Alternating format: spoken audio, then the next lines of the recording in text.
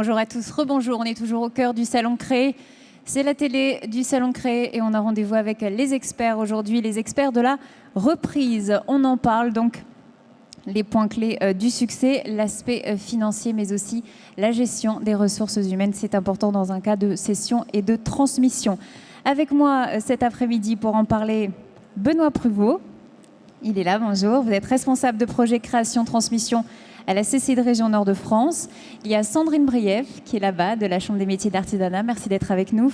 Stéphane Carlier, à ma droite, responsable de cession-transmission chez Serre France. Véronique Rançon de l'Auberge de l'Arc-en-Ciel à Fauquemberg. Bonjour et merci également d'être avec nous. Et Christophe Maréchal, gérant de la SARL Maréchal TPN.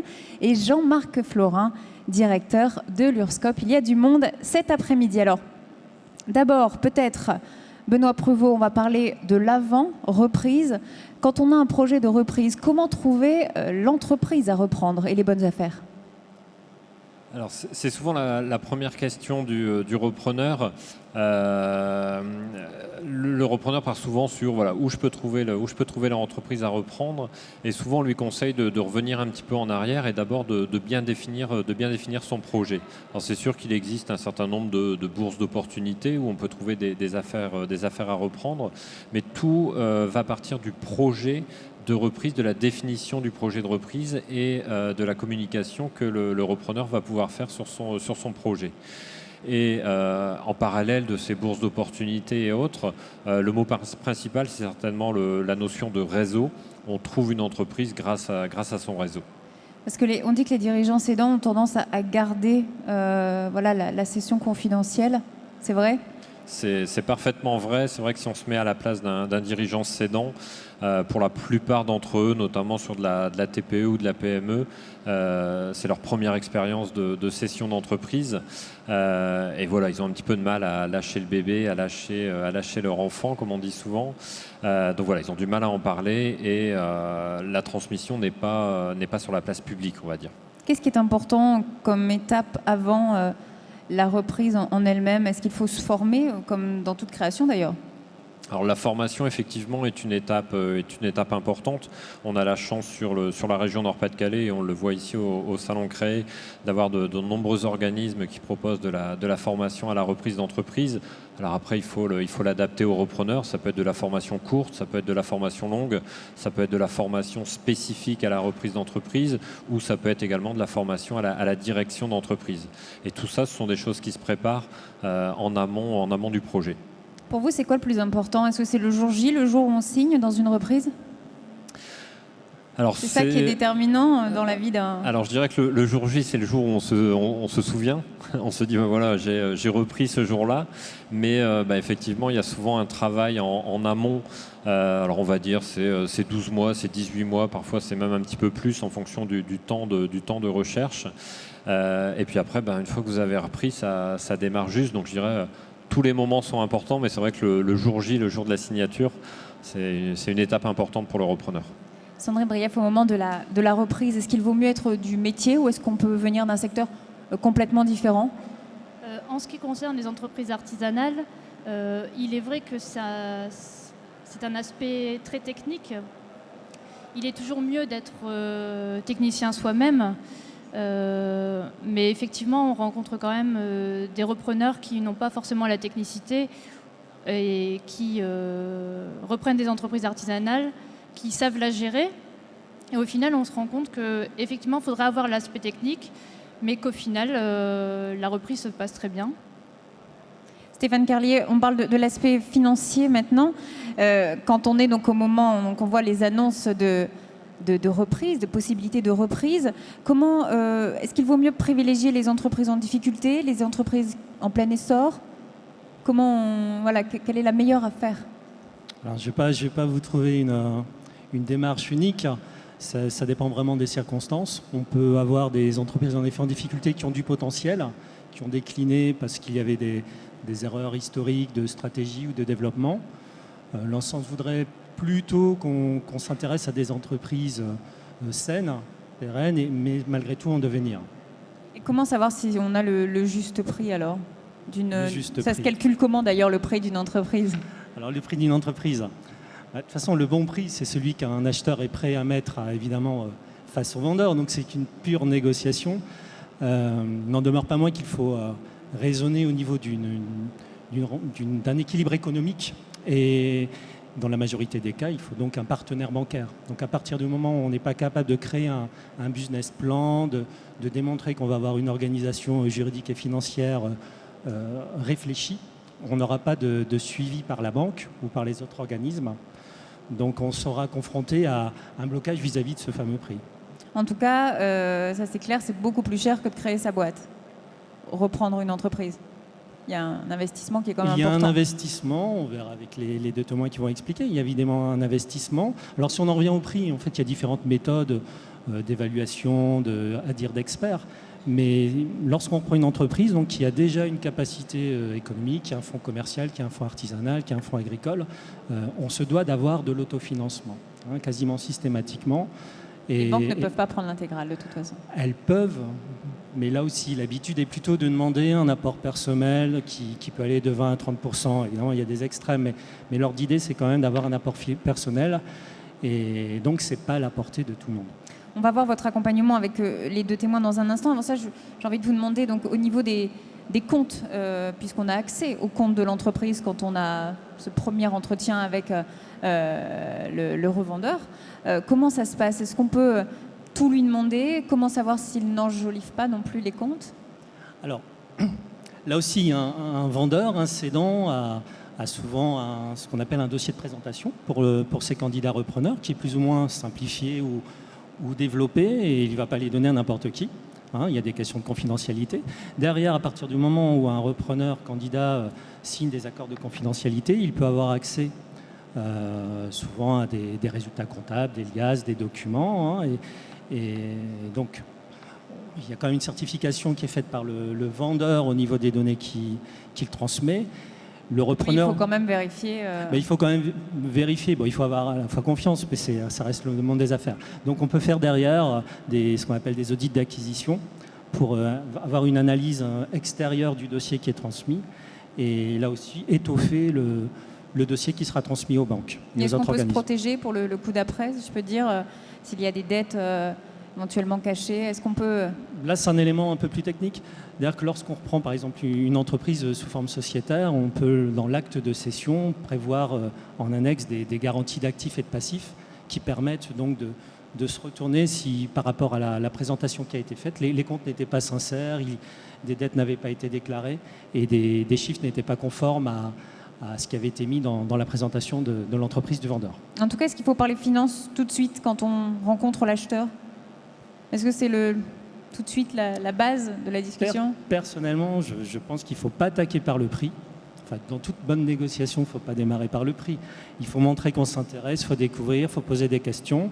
Et une fois qu'on a conscience du potentiel de l'entreprise, on évoque le prix. Et je pense que là, Véronique Rançon pourra en dire quelque chose dans sa négociation. Mais le prix, pour moi, n'est pas le critère clé. Comme l'a dit M. Pruvot, quelqu'un qui cède son entreprise, souvent il l'a reprise ou il l'a construite. Il faut qu'il ait une confiance dans le repreneur. Il y a de l'humain aussi, ce n'est pas purement financier. Justement, elle va nous en parler, Véronique. Bonjour. Rebonjour, Véronique. Véronique, pour vous présenter, vous avez fait un sacré pari. Vous avez recommencé à zéro à 34 ans avec donc la création d'une entreprise pour reprendre une auberge dans l'Audomarois. Vous avez fait 7 ans de lycée hôtelier, l'Australie, la Nouvelle-Zélande, pas mal de pays en tant que cuisinière, pâtissière. Et puis vous êtes revenue en France pour reprendre un rêve de petite fille finalement. Oui, qui va se réaliser, voilà. Mettez bien le micro quand vous entendez bien. Oui, donc réaliser un rêve et donc reprendre une auberge.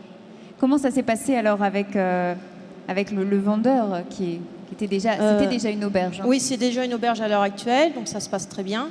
Et donc visite des lieux, et j'y suis allée toutes les semaines là, pour visiter avec les clients la passation. Et je reprends vendredi. Donc au niveau de la négociation du prix, comment ça s'est passé? J'étais avec mes parents, parce que justement c'est très lourd à prendre toute seule. Donc mes parents sont derrière moi, ils ont créé une société pour reprendre les murs et je reprends le fond.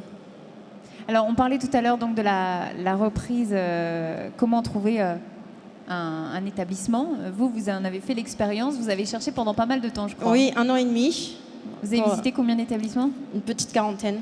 avant de trouver Voilà, chaussures à son pied. chaussures à... Et alors aujourd'hui, ça se passe... Eh ben, je suis très contente. Et, vous allez ouvrir donc vendredi. Voilà. Non, je signe Vous vendredi. signez vendredi. Donc après, il y a fermeture pour travaux et après ouverture. Vous avez été accompagné dans cette reprise? Oui, donc avec le CCI, justement le CER France, le Crédit Agricole pour les banques. Votre spécialité, ce sera là-bas, donc dans l'auberge? La cuisine. Oui, bah oui. Voilà, donc la Mais cuisine vous avez traditionnelle. La cuisine traditionnelle et saveur du monde. Saveur du monde. Voilà.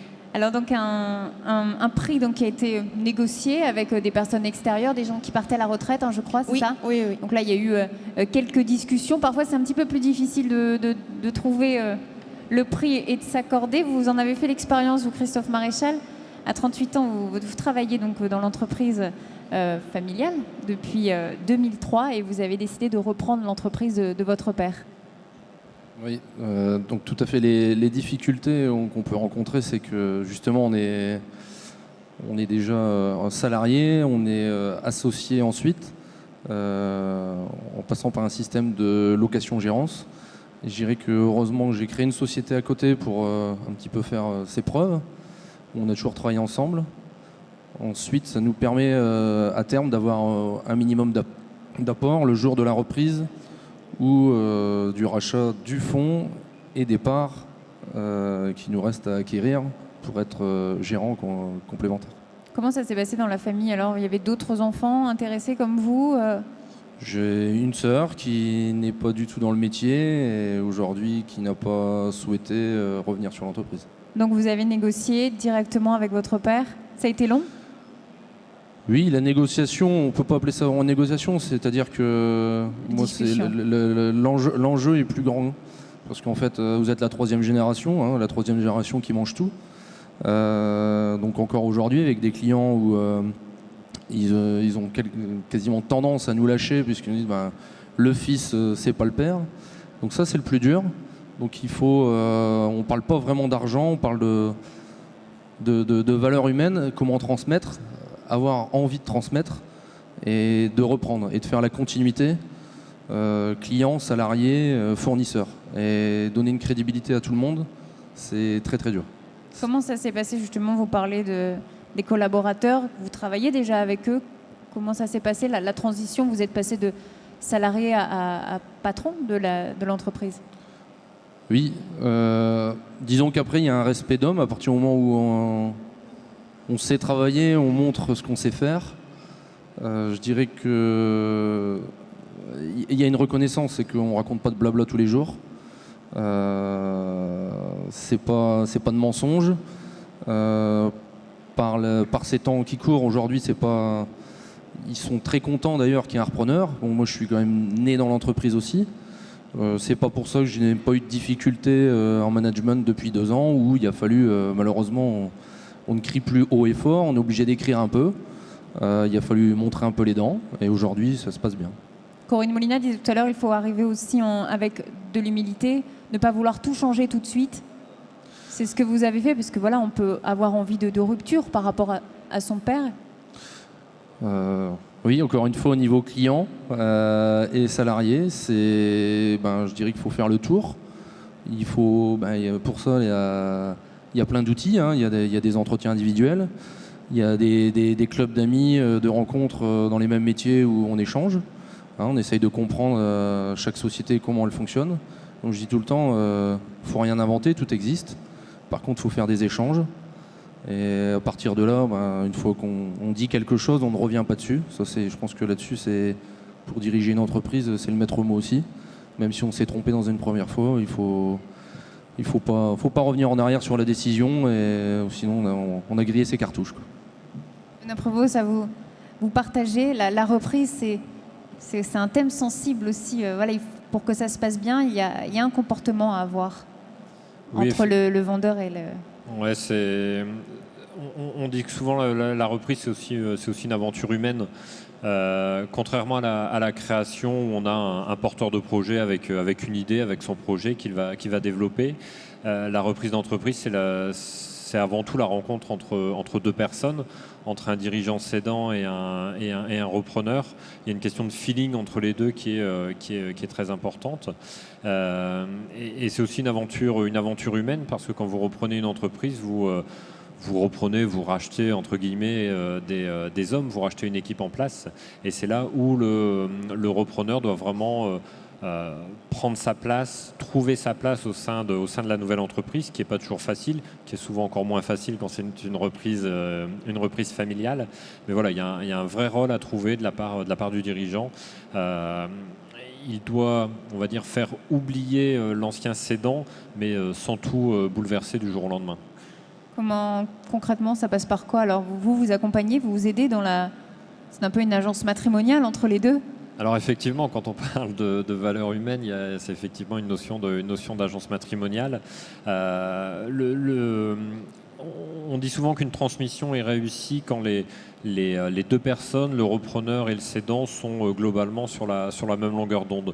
On l'a vu avec les deux exemples, hein. La négociation dure souvent plusieurs semaines, voire plusieurs mois. On a aussi une période d'accompagnement du cédant par le repreneur. Donc au final, en moyenne, c'est 6 mois, 9 mois, 12 mois passés ensemble entre le cédant et le repreneur. Et voilà, il faut vraiment qu'il y ait à la limite une complicité, et que les personnes soient sur la même longueur d'onde pour que ça réussisse. Il faut qu'il y ait un feeling, Stéphane Carlier. Donc le prix n'est pas forcément le plus déterminant. Il peut y avoir plusieurs candidats, des prix différents, et ce n'est pas le plus fort prix qui l'emporte. C'est pas automatiquement la meilleure offre financière qui va emporter l'affaire. On l'a dit tout à l'heure, c'était une affaire familiale avec Monsieur Maréchal pour Véronique Rançon qui reprend l'auberge de l'Arc-en-Ciel. Il a fallu qu'il y ait du lien qui se fasse avec les anciens exploitants, les anciens restaurateurs. Et on le dit, comme M. Prévost l'a dit aussi, il faut qu'il y ait quelque chose qui se passe. Enfin, au niveau des TPE, hein, je ne vous parle pas des grands groupes, évidemment, oui, des très très grandes entreprises, mais pour ce qui fait le vivier de l'économie française et régionale, il y a une question de relation et de contact qui doit se passer lorsque c'est entre étrangers. Il y a la question du nom. Si vous gardez le même nom, je crois, Oui, je garde Véronique, le même nom. pour ne pas tout chambouler. Oui, puis c'est très important. Et puis j'aime bien l'arc-en-ciel. L'arc-en-ciel. Voilà. Et je vous avais nommé, hein, c'est ce que vous m'avez raconté dans un entretien, la patronne comme marraine de votre établissement. Oui, donc justement, c'est pour qu'elle m'accompagne une fois la reprise, pour ne pas perdre avec les clients, qui est vraiment un contact. Il y a un lien, donc je l'ai nommée marraine. Sandrine Brief, dans l'artisanat, il y a donc cette technique, vous en avez parlé, un savoir-faire. Par rapport à la clientèle, ça peut être un changement, donc une reprise. Est-ce qu'il y a un délai de transmission? Est-ce que les deux personnes restent ensemble à un certain moment? Encore une fois, c'est une histoire humaine, donc évidemment, ce qu'on propose toujours, on voit ça avec l'artisan qui vend son entreprise. On demande toujours s'il peut accompagner son repreneur. Évidemment, c'est la belle image de voir le cédant accompagner le repreneur. Ça ne fonctionne pas à tous les coups. C'est deux hommes. Après, il faut aussi une entente entre ces personnes. Donc, quelquefois, ça se passe bien. Et quelquefois, ça se passe moins bien. Donc, on écourte les périodes d'accompagnement. C'est combien de temps, sinon, le conseil que vous donnez sur le temps d'accompagnement? Il n'y a pas réellement de temps moyen. On va dire que ce qu'on aimerait bien, c'est au moins 6 mois. Ce qu'on voit avec bonheur, c'est 1 an, 2 ans, où le cédant, finalement, on n'arrive plus à le faire partir. Oui, ça peut aussi être un souci. Mais bon, c'est une histoire de deux personnes, il faut qu'il y ait la même entente. Et quand il y a une personne qui arrive et qui veut tout transformer, c'est vrai que c'est pas si facile que ça. Ouais, donc on revient donc toujours à l'humilité, la nécessité de faire les choses en douceur. Vous, votre père passe souvent, parce que, comme on le dit, il y a des cédants qui ont du mal à lâcher la main du bébé finalement. Non, je vais dire que là-dessus, c'est une chance, c'est que j'ai un père avec toujours plein d'innovations. Et il a su me laisser les cartes, comme il m'a dit une fois, et je pense que le conseiller juridique, le conseiller patrimoine, le cabinet d'expertise sévère pour en témoigner, c'est qu'à un moment donné, dans les discussions autour de la table ronde, c'est que de toute façon, si mon fils n'était pas capable de reprendre, je lui remettrais pas son entreprise. Donc voilà, c'est un des maîtres où aujourd'hui c'est une confiance. Et je dirais non, il faut aller plus loin que ça, il faut avancer, il ne faut pas rester là sur place. Allons chercher, puiser, et développer et montrer qu'on est capable de. C'est qu'on est capable. On revient juste à l'aspect finance. Vous avez suivi donc Véronique et Christophe donc chez Serre France. On peut donc se faire accompagner, et il est important de se faire accompagner par un expert comptable dans une reprise. C'est important qu'il y ait une personne extérieure pour arbitrer un petit peu la discussion. C'est important de se faire accompagner. Serre France, je dirais, c'est parfait, mais il y a évidemment beaucoup de personnes qui sont capables de le faire, réseaux, oui. en compagnie de la CMA, des CCI. Je pense que le fait d'être accompagné par des professionnels, par des experts, des gens polyvalents, c'est un moyen de se conforter dans ses choix et d'être appuyé dans des étapes clés du parcours de la reprise. Puisque lorsqu'on reprend une entreprise, on doit vraiment manier du juridique, du fiscal, du réglementaire, des mises aux normes. Donc le fait d'avoir un interlocuteur unique qui permette de mettre en relation avec des spécialistes, c'est une bonne chose. On peut évidemment reprendre une entreprise seule avec succès, mais je pense que le succès et la réussite sont bien plus à la portée lorsqu'on a un accompagnement de professionnels. Alors, on en vient aussi à parler, donc c'est une possibilité de reprise, on en entend de plus en plus parler, la reprise par les salariés eux-mêmes d'une entreprise. Jean-Marc Florin, vous êtes là donc pour nous en parler. On a beaucoup entendu donc l'histoire de Sifrance, bien sûr, dans l'actualité. Ça fait du buzz. Est-ce que ça veut dire qu'il y a plus de reprises par les salariés aujourd'hui? Est-ce que c'est une tendance? Alors en termes de création de sociétés coopératives et participatives, actuellement on est sur un panel de 50% qui concerne la cession reprise entreprise. Les autres 50% c'est de la création, ce qu'on appelle ex nihilo. Donc alors maintenant il ne faut pas faire une focale trop sur Sifrance, c'est un cas très particulier. On est effectivement dans une reprise d'entreprise qui était en difficulté, filiale de la SNCF, qui a déposé le bilan, etc., avec des enjeux internationaux. Donc je pense que c'est pas le bon exemple à mettre en exergue, c'est une autre problématique. PME quand même de 650 salariés avec une filiale, avec une filiale en United Kingdom. Bon, allez. Notre panel au niveau des sociétés coopératives et participatives, c'est un panel de la moyenne nationale, c'est 20 à 25 salariés. Et ça nous convient parfaitement en termes de taille d'entreprise et de capacité des salariés à investir dans le cadre de la reprise. Moi, je souhaiterais rebondir sur plusieurs éléments qui ont été dits tout à l'heure. Premier élément, effectivement, chaque reprise-cession est une histoire singulière. Faut l'avoir à l'esprit. Certes, il faut avoir de la méthode, mais ce n'est pas parce qu'on a de la méthode qu'on va reproduire à foison effectivement ce qu'on a connu dans une affaire, etc. L'expert comptable a eu raison aussi de le souligner, il faut se faire accompagner. Il ne faut pas oublier aussi que le cédant doit se faire accompagner, le repreneur doit se faire accompagner. Moi, je rajouterais un petit bémol, ou du moins un codicile. Il faut qu'effectivement une des parties accompagnant ait un intérêt, soit à la reprise, soit à la cession. Un expert comptable, on va parler clair, quel est l'intérêt dans la bonne reprise? C'est qu'il garde son client. Et c'est pour ça que l'accompagnement de l'expert comptable est très utile. Ce n'est pas simplement, effectivement, du prosélytisme ou c'est avoir une durabilité dans la relation avec son client. Dans le cadre de la reprise par les salariés, c'est la même chose. Quel est l'intérêt des salariés d'effectuer une bonne reprise? C'est qu'ils perçoivent, qu'ils conservent effectivement leur emploi et que cet emploi soit durable. Et en dernier point, moi je remercierai madame parce que vous savez ce qu'a dit Jacques Brel? Jacques Brel a dit que le talent c'est de réaliser ses rêves. Donc je suis très content pour vous parce que vous avez beaucoup de talent. C'est vrai, c'est une belle aventure celle de Véronique, qui redémarre à zéro, enfin qui démarre donc cette aventure. Pour la cession aux salariés, à partir de quand c'est compliqué? Est-ce qu'il y a des cas un peu plus... C'est compliqué lorsque l'affaire n'est...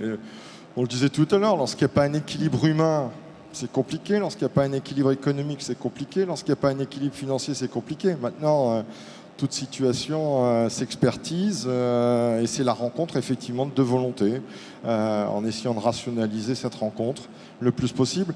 Souvent, certains repreneurs aussi oublient une chose, c'est qu'il faut que l'entreprise soit en capacité de se racheter elle-même. faut qu'elle dégage de l'excédent. Hein. Donc le prix de l'entreprise, vous avez posé la question sur comment on l'évalue, et c'est vrai que dans la période actuelle, c'est un petit peu difficile, vu le contexte, que ce soit national ou international au niveau du marché, comment être capable de dire je suis en capacité de déterminer effectivement la rentabilité à 3 ans, à 5 ans, à 10 ans, parce que c'est l'entreprise elle-même qui va dégager ses propres résultats et qui va permettre le remboursement du crédit vendeur. Donc souvent on attaque les banques en disant bon elles prêtent pas assez, etc. Mais bon, les banques prêtent notre argent, hein. Faut jamais perdre de vue. C'est l'épargne qu'on leur apporte effectivement ou des emprunts qu'ils réalisent, qu'ils réinvestissent effectivement dans une entreprise. Donc le but du jeu, c'est que l'entreprise elle-même ait la capacité de rembourser l'emprunt qu'elle a réalisé. Alors c'est vrai qu'on constate aujourd'hui une exigence de plus en plus forte de nos partenaires bancaires d'avoir, comme monsieur le soulignait tout à l'heure, d'avoir une part significative de l'apport du repreneur. Maintenant, il existe quand même, on a la chance, et vous le verrez au Salon Créé, faites le tour, on a la chance d'avoir des partenaires bancaires, effectivement, qui sont des banques coopératives, par exemple. On a la chance, effectivement, aussi d'avoir des établissements financiers comme la Caisse Solidaire, les Cigales, Finorpa, etc., etc. Je ne vais pas tous les citer parce qu'on a au moins une quinzaine. Des moyens mis à disposition par les salariés aussi pour effectuer le rachat. Et tout bon projet trouve généralement, effectivement, ces financements. Et vous, au niveau de l'URSSCOP, donc vous réalisez les actes juridiques ? Alors nous, on réalise l'évaluation du point de vue des salariés. Hein, on demande au cédant de prendre son conseil. Nous, on se met du côté des salariés repreneurs, avec bien souvent l'expert comptable. Alors, on demande à l'expert comptable quel camp il choisit. Est-ce qu'il est du côté du cédant ou est-ce qu'il est du côté des repreneurs? Je constate trop souvent qu'il est malheureusement du côté des cédants, mais enfin, ça, c'est une autre histoire. Et on se met en conseil des salariés, et c'est là qu'on a une évaluation dans un premier temps contradictoire, parce que, et là encore une fois, il a été dit de mise la transparence totale. C'est comme si vous achetiez une maison et que le propriétaire de la maison vous dit ah bah attendez, la chaudière vous pouvez pas la voir, la cave vous y allez pas, le grenier surtout vous y montez pas. Vous allez vous dire bon alors peut-être que le grenier il y a de l'amiante, la cave elle est peut-être inondée, puis la chaudière elle a peut-être 15 ans d'âge. Bon bah là c'est clair. Alors on a un problème là aussi, me semble-t-il, culturel en France, c'est que cette transparence n'est pas forcément de mise. Je suis totalement d'accord. Bien évidemment, cette affaire, elle est de nature confidentielle. Et là, par contre, aussi, c'est là où les conseils externes sont importants aussi, parce que qui sait réaliser effectivement des actes de confidentialité, sinon des juristes. Donc, pour donner toute la garantie de la confidentialité à chacune des parties, que ce soit le cédant ou le repreneur, il faut des actes juridiques. Monsieur évoquait tout à l'heure la garantie de cession de passif actif. Qui s'est réalisé? C'est pas vous en tant que repreneur. C'était précisé, vous êtes plombier. Vous avez un métier, vous savez faire votre métier, vous reprenez une entreprise de plomberie. Vous n'avez jamais fait un acte de garantie de passif actif. Donc il faut vous faire accompagner par un juriste. Alors certains, on va me dire oui, mais ça coûte cher. Ben, là aussi, négociez avec votre accompagnateur, négociez sur la durée. Intéressez-le effectivement à l'affaire. Pas trop dire ça, non mais faites pas du one shot. Moi je connais aussi trop souvent des repreneurs qui picorent. Ils picorent, ils vont voir CEFR France, après ils vont voir KPMG, je m'excuse, j'essaie.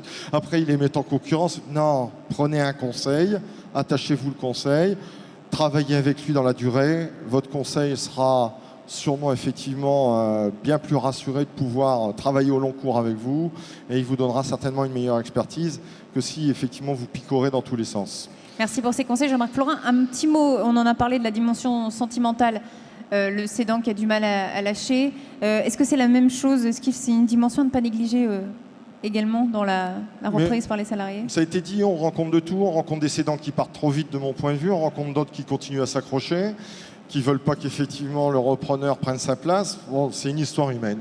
Donc il n'y a pas de règles. Alors des fois, il faut mettre les pieds dans le plat en disant bah, écoutez, maintenant, votre repreneur, il a pris le témoin, il l'a bien en main. Lâchez-lui un petit peu, si vous me permettez l'expression, la grappe. Dans d'autres cas, on est obligé effectivement de le rappeler aux règles qu'il a signées en termes d'accompagnement, en disant bon, on trouve que vous êtes pas mal absent là, sur l'accompagnement de la session. Voilà, bon, il y a pas. Je disais tout à l'heure, chaque histoire est une histoire singulière. Il n'y a pas de cas d'école parce que c'est une histoire humaine. C'est un cédant qui rencontre un repreneur ou des repreneurs dans le cas des salariés. En tout cas, vous l'avez dit, ce qui est important, c'est d'être accompagné. Et on ne le dit jamais assez. Merci Jean-Marc Florin, merci également aux autres invités pour ce rendez-vous des experts spécial sur la reprise d'entreprise. Je vous dis à tout à l'heure, dans quelques minutes, pour la conférence spéciale sur le crowdfunding. À tout de suite.